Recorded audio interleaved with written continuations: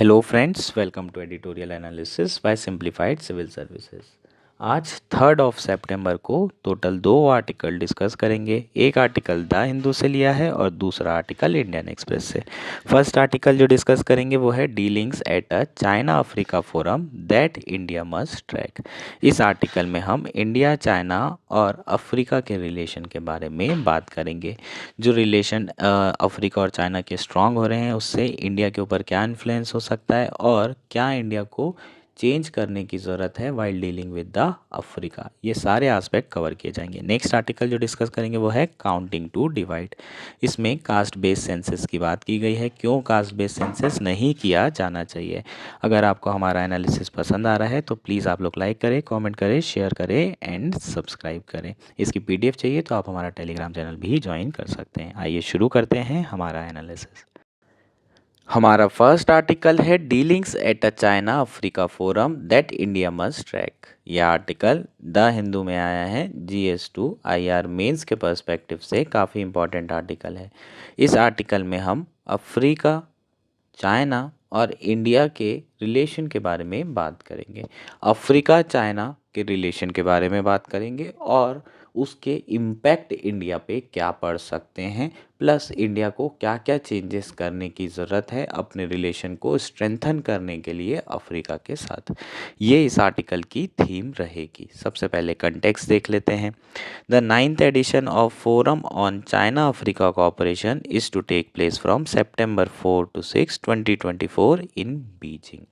So recently submit होने वाला है अफ्रीका और चाइना के बीच में, जिसका नाम है forum on China Africa cooperation. Beijing में ये सबमिट होने वाला है।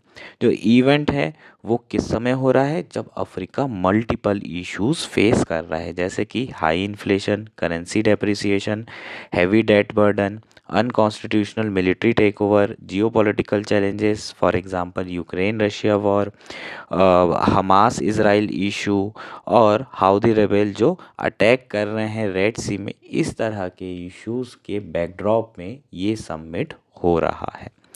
The utility of FOCAC process for Africa is increasingly contingent upon Africa's ability to set the agenda and take greater ownership of its strategic thinking.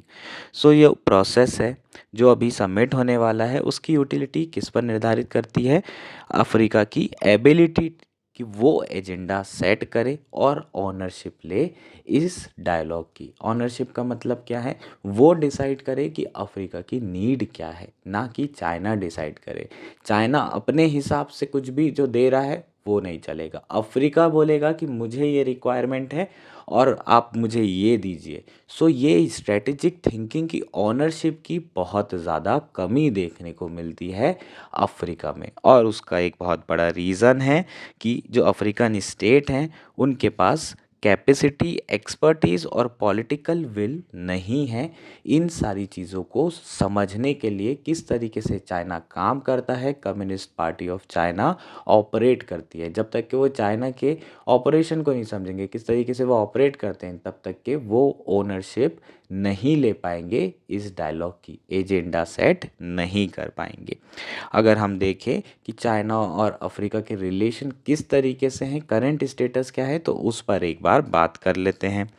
इस समय economic front की अगर बात करें, progress on Beijing ambitious goal to import 300 billion worth of goods from African country between 22-24 has been modest.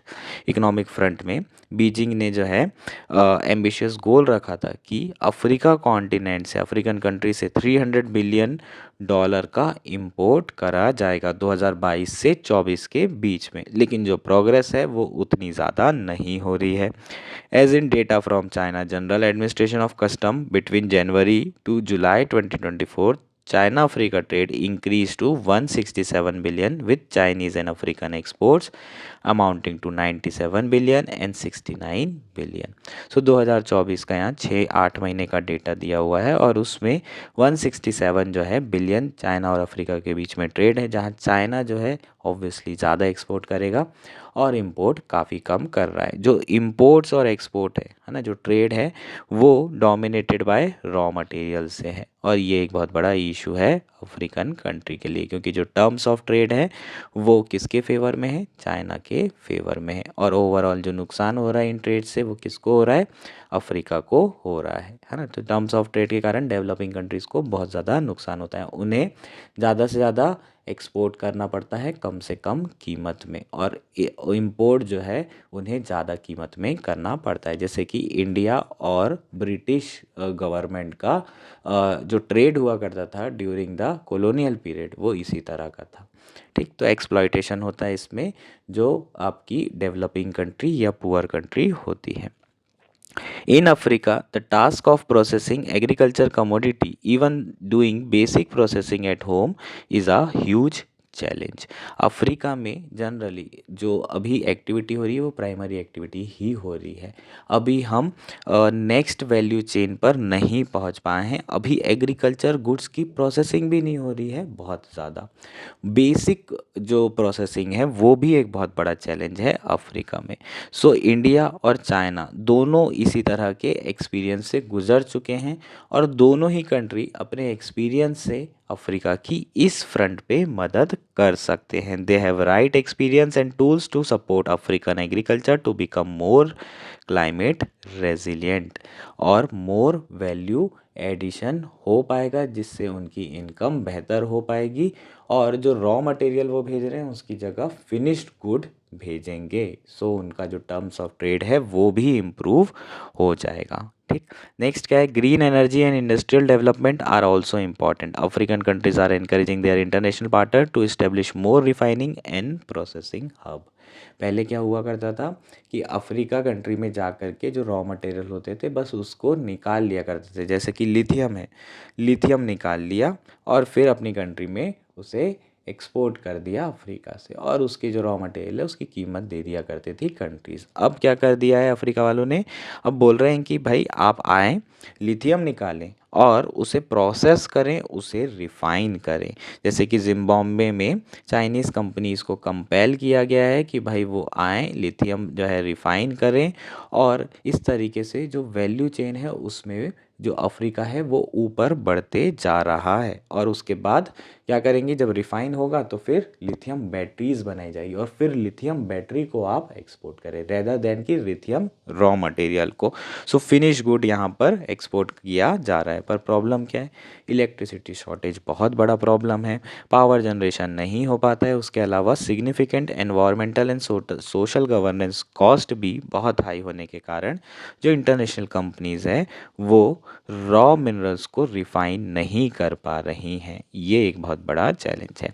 Next जो issue है वो है अफ्रीका की डेब्ट सस्टेनेबिलिटी का। हम जानते हैं चाइना की जो डेब्ट ट्रैप पॉलिसी है उसके बारे में, लोगों को खूब पैसा देता है, बहुत जो है इंटरेस्ट बाद में बढ़ा देता है, और उसके बाद लोग जो है अब आखिरी में जा कर के वो पैसा नहीं दे पाते हैं, उसके बाद उन्हें अपनी ज़मीन का टुकड़ा देना पड़ता है, लीज़ पे देना पड़ता है, या फिर वो ज़मीन सरेंडर करनी पड़ती है। इस तरीके से चाइना जो है ऑपरेट कर रहा है इंडिया के आसपास, जिसे हम पर्ल ऑफ स्प्रिंग भी बोलते हैं। अब श्रीलंका ले लो, आप पाकिस्तान ले लो, या फिर बांग्लादेश ले लो, म्यांमार ले लो, हर जगह पे उन्होंने अपने नेवल बेसिस इसी डेब्ट ट्रैप डिप्लोमेसी से बनाए हैं। डेब्ट ट्रैप डिप्लोमेसी तो कम्प्लीटली नहीं बोल सकते अफ्रीका के केस में, लेकिन 2022 की एक स्टडी है by AidData which showed that half of Chinese loan to sub Saharan Africa are not disclose in sovereign डेब्ट records which complicate the estimation of debt levels. लगभग आधे ऐसे लोन हैं जो कि डिस्क्लोज ही नहीं किए गए हैं सॉवरेन डेट रिकॉर्ड्स में, पता ही नहीं है कि लोन कितना दिया गया है अफ्रीका को। तो ऐसे में आगे चल के प्रॉब्लम हो सकती है अफ्रीका के लिए, और अगर ये लोन बढ़ता चले जाएगा तो जो मैक्रो स्टेबिलिटी है उस पर असर पड़ सकता है अफ्रीका की, और पूरी इकॉनमी जो है गिर भी सकती है, ढह भी सकती है। अब इंडिया जो है अपने तरीके से डील करता है, चाइना अपने तरीके से डील करता है। इंडिया चाइना को मैच नहीं कर सकता। चाइना खूब ज़्यादा इन्वेस्टमेंट करता है, लेकिन प्रॉब्लम क्या है, चाइना अपने लेबर लेकर जाता है। वहाँ पर जॉब क्रिएट होती ज़रूर है, लेकिन जॉब किसको मिलती है, चाइना के लोगों को ज़्यादा जॉब मिलती है, वहाँ के लोकल लोगों को नहीं। इंडिया जो है इन्वेस्टमेंट उतना तो नहीं कर पाता, बहुत पैसा है नहीं, लेकिन इंडिया वहाँ के लोगों की कैपेसिटी बिल्ड करने में लगा है, एजुकेशन देने में लगा है, उन्हें ट्रेनिंग देने में लगा है, उन्हें स्किल देने में लगा है। सो इंडिया का जो रिलेशन है वो बहुत यूनिक है, चाइना के कंपैरिजन में बहुत ज़्यादा अलग है, पार्टिसिपेटिव रिलेशन है। हम लोग जो है इक्वल पार्टनर मानते हैं अफ्रीका को। जो इंडिया है वो चाइना की प्रेजेंस को काउंटर करने के लिए उसके पास जो कंपैरेटिव एडवांटेज है उसका वो बखूबी इस्तेमाल कर रहा है, जैसे कि आईटी सेक्टर हो गया, जैसे कि ह्यूमन रिसोर्स डेवलपमेंट हो गया, इन जगह पर अफ्रीका को वो सपोर्ट कर रहा है। लेकिन जिस तरीके से अफ्रीका अब चाइना से नेगोशिएट करने लगा है, उससे इंडिया भी कुछ क्रूशियल लेसन सीख सकता है। पहला क्या है, India must emphasise continuity in its engagement with Africa. सबसे पहले तो इंडिया को अफ्रीका के साथ जो एंगेजमेंट है उसे कंटिन्यूसली रखने की ज़रूरत है। Last India Africa forum summit was held in 2015। Last जो समिट हुआ था और जो थर्ड समिट है इंडिया अफ्रीका फोरम समिट का थर्ड वाला, वो 2015 में हुआ था। इसके अलावा छोटे मोटे कॉन्क्लेव और समिट ज़रूर हुए हैं, लेकिन लार्ज लेवल पर अभी तक समिट नहीं हुआ है 2015 के बाद से। और इंडिया अगर चाहता है कि जो इंडिया ने मोमेंटम गेन किया है G20 के बाद, अफ्रीकन यूनियन को G20 में जो इंक्लूड किया है, ग्लोबल साउथ की जो लीडरशिप ले रखा है इंडिया ने, अगर इसी मोमेंटम को पुश करना चाहता है तो इंडिया को IAFS 4 जल्द से जल्द जो है होल्ड करने की ज़रूरत है।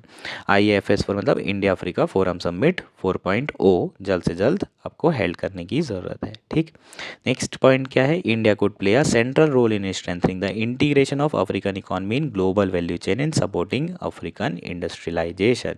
इंडिया जो है एक बहुत इम्पॉर्टेंट रोल अदा कर सकता है अफ्रीका इकॉनमी को ग्लोबल वैल्यू चेन में इंटीग्रेट करने के लिए। जो वैल्यू एडिशन है उसमें सपोर्ट अगर इंडिया करता है तो अफ्रीका ग्लोबल वैल्यू चेन में इंटीग्रेट हो सकता है। India companies must look for higher value added investment in sector such as agriculture, pharmaceutical and manufacturing. The idea is to set up manufacturing bases in Africa country that will help to create employment and serve local market. India के जो investor हैं उनका जो focus होना चाहिए वो किस पे होना चाहिए, जो एग्रीकल्चर है, फार्मास्यूटिकल और जो मैन्युफैक्चरिंग सेक्टर है इनमें इन्वेस्टमेंट करने का, ताकि मैन्युफैक्चरिंग बेस बनाया जा सके और अफ्रीका में ज़्यादा से ज़्यादा एम्प्लॉयमेंट क्रिएट किया जा सके और वो जो लोकल मार्केट है उनको सर्व कर पाएगा। Indian companies working in Africa should look to invest in farm mechanization, food processing, irrigation, establish cold storage infrastructure to prevent food wastage, and continue to promote the use of AAA affordable, appropriate and adaptable technologies. So ये आपका second important point हो जाएगा। Third lesson क्या है, the third lesson pertains to encouraging greater Indian private sector participation and finding innovative financing solution. So covid pandemic के बाद से जो अफ्रीकन कंट्रीज़ हैं वो लोन लेने में डर रही हैं। एक बहुत बड़ा रीज़न ये भी है कि जो चाइना है उन्होंने बहुत बड़ा लोन लेके रखा है इनको, और डेट इनके ऊपर काफ़ी ज़्यादा बढ़ चुके हैं। ऐसी स्थिति में जो अफ्रीकन कंट्रीज़ हैं वो लोन नहीं लेना चाहती हैं। अब आप जो है एज अ कंट्री इंडिया है ना, लाइन ऑफ क्रेडिट दे रही है कि आप डेवलपमेंट करिए, लेकिन अब ये लोन ही नहीं लेना चाहते।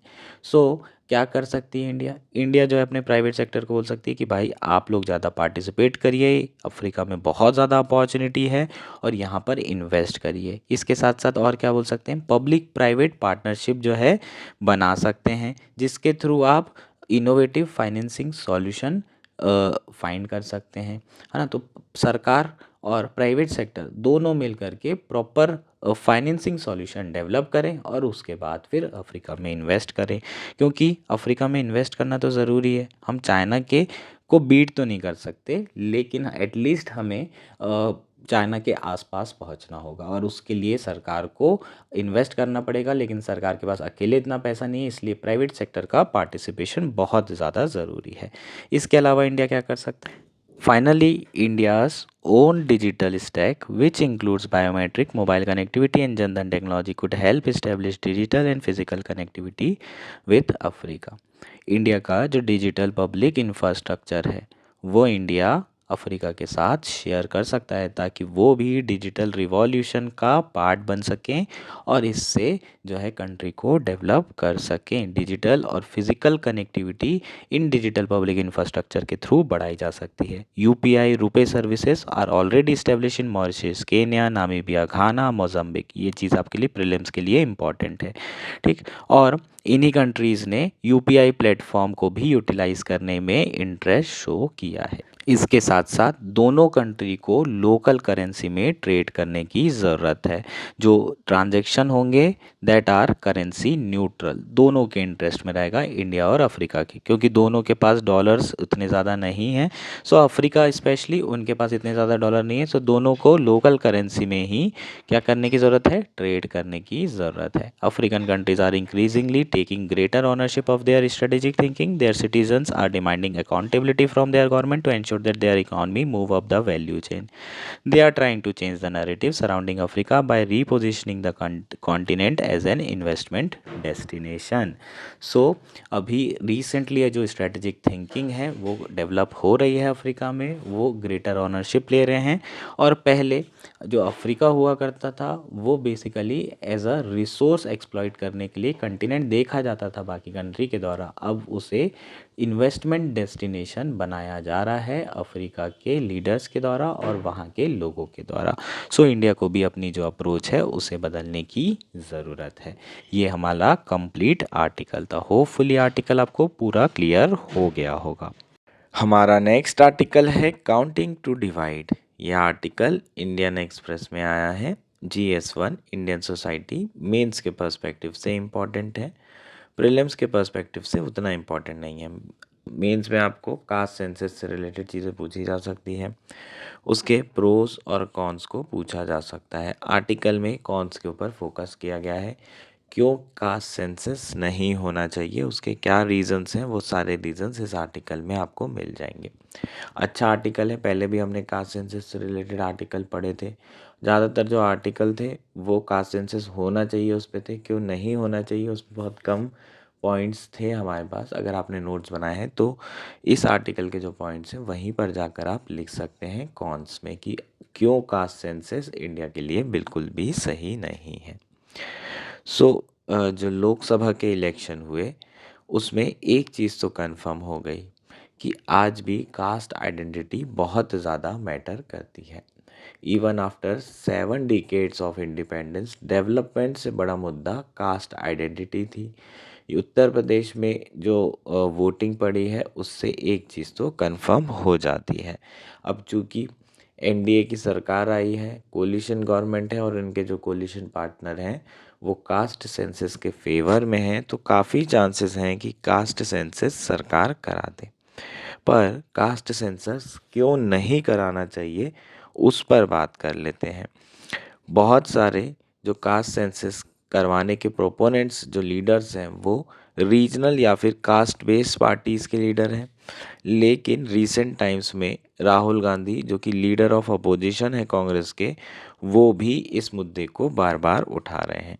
पर उनको ये समझने की ज़रूरत है क्यों उनके फादर, उनके फोर फादर ने कास्ट सेंसस पर कभी फोकस नहीं किया। वो समझते थे कि कास्ट सेंसस से जो सोशल फैब्रिक है देश का वो और ज़्यादा ख़राब हो सकता है, और इस चीज़ को उन्हें भी समझने की ज़रूरत है according to writer. Next point है, another reason cited for supporting this exercise is that it will help the government shape its policy in line with the aspiration of different group. जो कास्ट बेस्ड सेंसस के proponent हैं उनका ये कहना है कि जो सरकार है अगर कास्ट बेस्ड सेंसस करती है तो वो अपनी पॉलिसी जो है इस सेंसस के बेस्ड पर शेप कर सकती है और जो डिफरेंट सोशल ग्रुप है उनकी एस्पिरेशन को फुलफ़िल कर सकती है। कैसे करेगी? कास्ट बेस्ड सेंसस होगा तो जो बहुत ज़्यादा पिछड़ी जाती है उनका नंबर पता चलेगा, वो कहाँ रह रहे हैं, किस रीजन में रह रहे हैं ये पता चल जाएगा, उनका सोशियो इकोनॉमिक स्टेटस पता चल जाएगा। तो सरकार एविडेंस बेस्ड पॉलिसी बना सकती है, उनके लिए वेलफेयर स्कीम बना सकती है जो डायरेक्टली उन्हीं को टारगेट करने वाली हो। ऐसे में उनका जो सोशल अपलिफ्टमेंट है, इकोनॉमिक अपलिफ्टमेंट है वो पॉसिबल हो पाएगा। सो एविडेंस बेस्ड पॉलिसी बनाने में कास्ट बेस्ड सेंसस बहुत बड़ा रोल अदा कर सकता है। बिल्कुल ये एक वैलिड पॉइंट है। But this kind of action might have far reaching effects and even permanently fracture India social fabric. पर इस तरह के एक्सरसाइज के जो इम्पैक्ट हैं वो बहुत ज़्यादा नेगेटिव हो सकते हैं, और इतने ज़्यादा नेगेटिव हो सकते हैं कि इंडिया का जो सोशल फैब्रिक है वो परमानेंटली फ्रैक्चर हो जाए। और ये हम अपनी खुद की हिस्ट्री से भी सीख सकते हैं। कैसे सीख सकते हैं? During British rule the inclusion of religion in the senses and subsequent creation of separate electorate had a negative impact on social cohesion eventually resulting in India partition. जो ब्रिटिशर्स थे उन्होंने डिवाइड एंड रूल पॉलिसी अपनाई थी। हिंदू और मुसलमानों को divide करने के लिए उन्होंने जो रिलीजन है उसे सेंसेस में इंक्लूड किया और अपनी पॉलिसी को जस्टिफाई करने का काम किया।